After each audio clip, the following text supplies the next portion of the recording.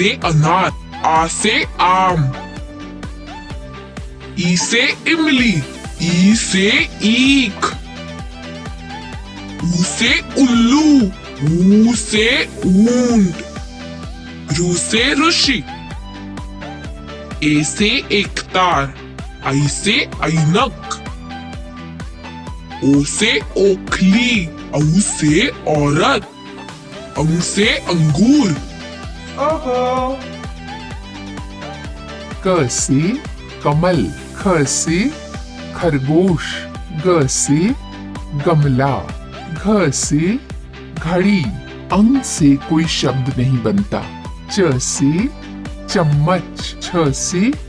छतरी, ज से जग, झ से झंडा, य, ट से टमाटर, ठ से ठेला, ड से डफली, ढ से ढोलक, ण से कोई शब्द नहीं है। त से तरबूज, थ से थर्मस, द से दवात, ध से धनुष, न से नल, प से पतंग, फ से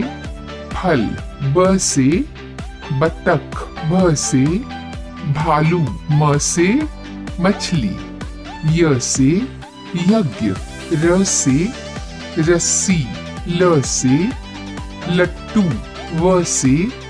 वीणा, श से शंख, श से षटकोण, स से